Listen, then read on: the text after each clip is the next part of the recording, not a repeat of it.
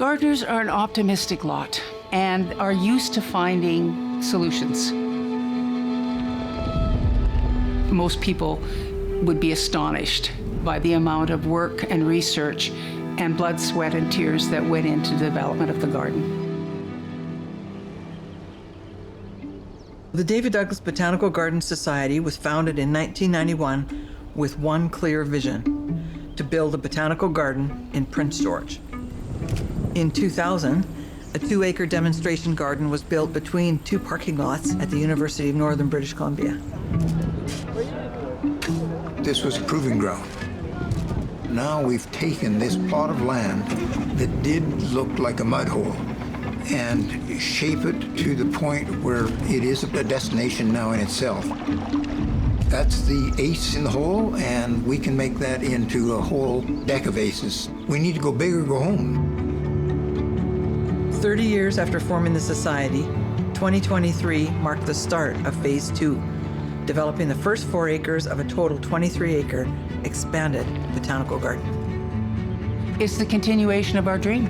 I knew we had expertise, but to work with those people and understand their understanding of what needed to be done was almost mind-blowing. How do you create different gardens in all these different inherent landscapes? Old growth versus an intermittent waterways, and then clay where there's practically nothing growing at the moment. And all these conditions, of course, create the niche that will make plants thrive or not.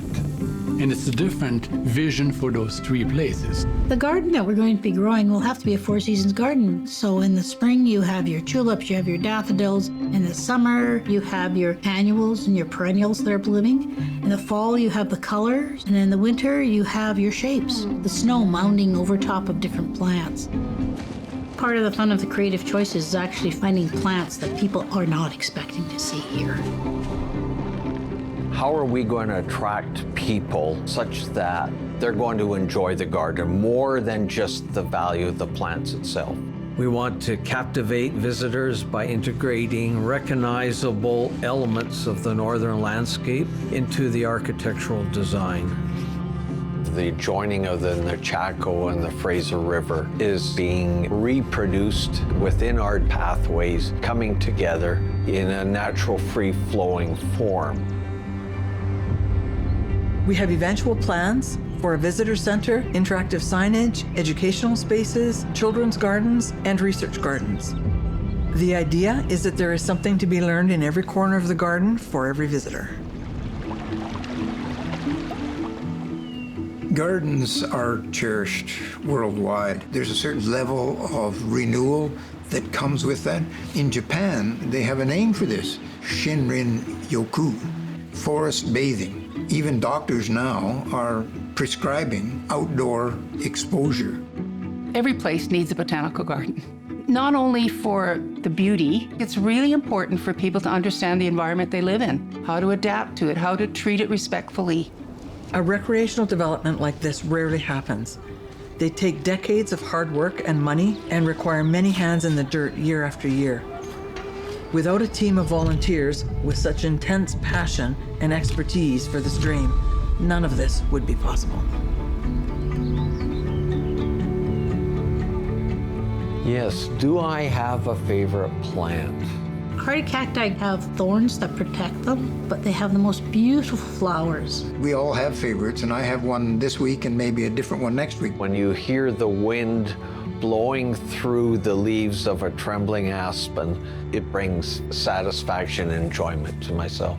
The Oregon grape survives it all and comes back with a smile every spring. My favorite flower is the sweet pea. I even had a friend paint a picture of sweet peas for me. This is a very good question.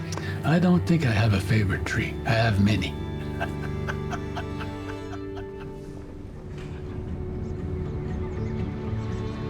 Like everything grown within the soil, this garden will itself take time to flourish into its final form, the completed 23-acre botanical gardens.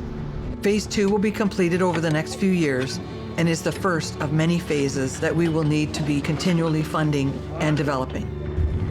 But step by step, with everything the Society has been able to accomplish to date, The seeds of the stream have been planted, and if we continue to nurture it with the right ideas, love, and attention, it will grow into something beautiful for the community, the province, and the world beyond.